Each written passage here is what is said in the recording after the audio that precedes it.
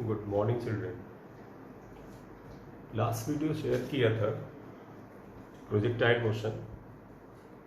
उसके बाद कई बच्चों ने कहा कि अगर sir motion in straight line से चलेंगे तो थोड़ा सा उनको बेनिफिट रहेगा, और ठीक भी है कि अगर हम फ्रॉम द बिगनिंग अगर हम बेसिक्स लेके चलते हैं तो मोशन इन स्ट्रेट लाइन करेंगे, हर लेवल पे करेंगे। आपका 11 स्टैंडर्ड पे होगा, उसके साथ साथ धीरे धीरे बढ़ते बढ़ते जेईई मेंस और नीट लेवल होते हुए अपने फाइनल लेवल तक जाएगा। तो मोशन इन स्ट्रेट लाइन ज़्यादा टाइम न वेस्ट करके करेंगे, और सबसे शुरुआती बात करेंगे motion in straight line, which is also known as motion in one dimension. अब सबसे पहले बात तो ये निकलती है कि मोशन इन स्ट्रेट लाइन या मोशन इन वन डायमेंशन अगर हमें करना है तो हम पहले ये तो पढ़ें कि मोशन इन स्ट्रेट लाइन यानी one dimensional motion, two dimensional motion और थ्री डायमेंशनल मोशन में फ़र्क क्या है। तो छोटा सा वैसे वीडियो छोटे छोटे बनाएंगे, ये डिसाइड हुआ है। तो पहले बात करें कि what is motion in one dimension.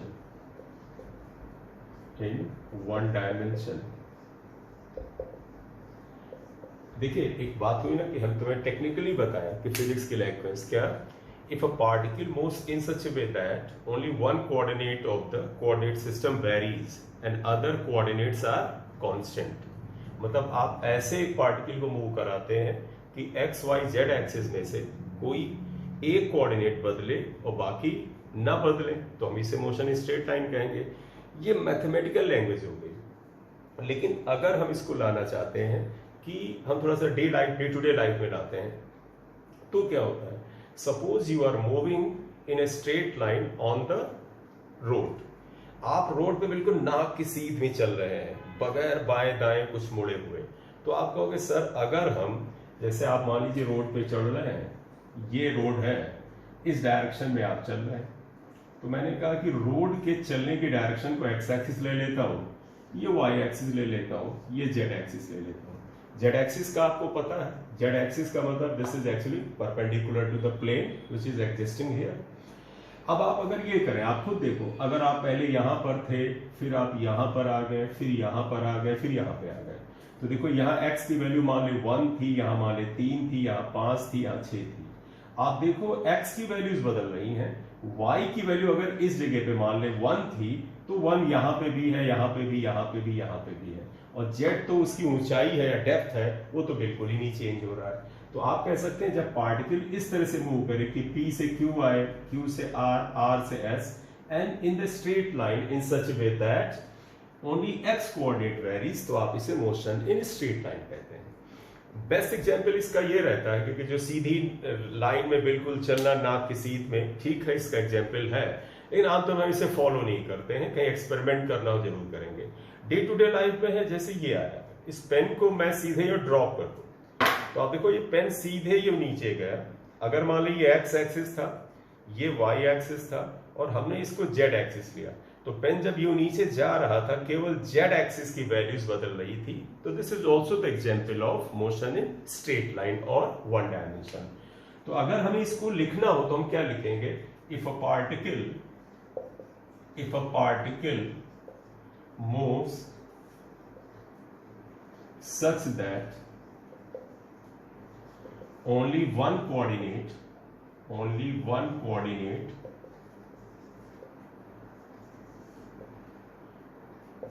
either x or y or z changes, others are constant, लिखना मैंडेटरी नहीं है, then it is called motion in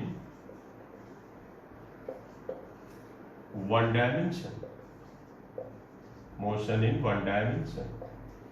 अब बात है कि एग्जाम्पल अगर लिखना है तो बड़ा सिंपल सी जो बातें की वही, if a person moves in straight line, मतलब आप सीधी लाइन में चले बगैर इधर उधर मुड़े, सड़क पर सीधी चले, एक्सीडेंट हो जाएगा कोई बात नहीं, लेकिन सीधी लाइन में चले तो आप 1D कहलाएंगे। उसके कॉन्सिक्वेंसेस क्या होंगे, बात की बात। सेकंड एग्जांपल क्या कह सकते हैं, बेस्ट मुझे ये लगता है, if a particle is dropped या if a particle is falling under gravity, तो a particle falling even freely लिखना पड़ेगा, फ्रीली मतलब है बिल्कुल under gravity, acceleration due to gravity के अंदर है, फ्रीली अंडर ग्रेविटी। और इसके खूब सारे सवाल भी इस चैप्टर में, particle falling under gravity, moving under gravity इन स्ट्रेट लाइन, खूब सारे सवाल है और शायद सबसे इंपॉर्टेंट भी होते हैं। तो ये मोशन इन स्ट्रेट लाइन का आया कि if a particle moves in such a way that only one coordinate varies, other two coordinates are constant, तो बेटा इसे हम कहते हैं motion in one dimension, right. अब आया, हालांकि इस चैप्टर में हमें यही पढ़ना, लेकिन अब अगर बात यह आती है कि 2D और 3D को भी हम समझ लें तो कोई गलत बात नहीं है। तो नेक्स्ट पॉइंट हो जाता है मोशन इन 2 डायमेंशन। बेटा 2 डायमेंशन को हम प्लेन मोशन भी कह सकते हैं, जो आपका अगला चैप्टर ही होता है, प्रोजेक्टाइल इसी का हिस्सा है, प्लेन मोशन, आप ये मान लो, मोशन इन 2 डायमेंशन। आप आम जीवन में जैसे चलते हैं वैसे चले, आप अपने रूम में हैं, जरूरत के हिसाब से बाएं दाएं जिधर भी चल सकते हैं। आपका रूम के कोऑर्डिनेट कुछ ऐसे हैं, अगर मैं इसको थोड़ा सा रब करता हूं, जरा देखिएगा, अगर आप रूम में चल रहे हैं तो आप कह सकते हैं रूम में सर ये लंबाई है कमरे की और ये चौड़ाई है, ये एक्स हो गया, ये वाई हो गया। आप इस रूम में हैं, अब यहां पे आपके रेस्ट्रिक्शंस तो है नहीं, आप कभी इस रूम में यहां पर है पॉइंट P1 पर।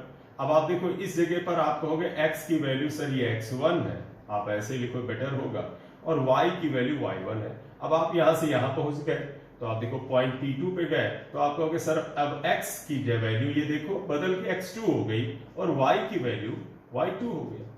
तो अगर आप देखिए इस मोशन में x और y दोनों कोऑर्डिनेट्स बदल रहे हैं, इसका मतलब 2 डायरेक्शंस है, 2 डायमेंशंस है, x डायमेंशन और या x coordinate and y coordinate both are varying, तो आप इसे कहते हैं ये 2 डायमेंशन मोशन है।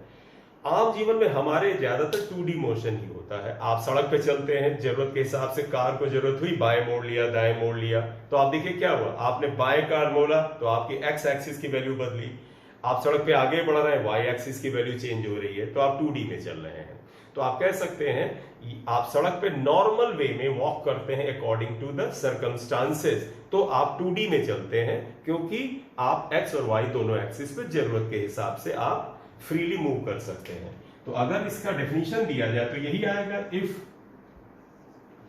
अ particle moves such that 2 coordinates vary, 2 coordinates vary, then it is called motion in 2D, 2 dimension कहेंगे। एग्जाम्पल आप इन्हीं में से है, person is moves in a straight line, आप इसकी जगह आप एग्जाम्पल क्या लिख देंगे, example 1, if person is walking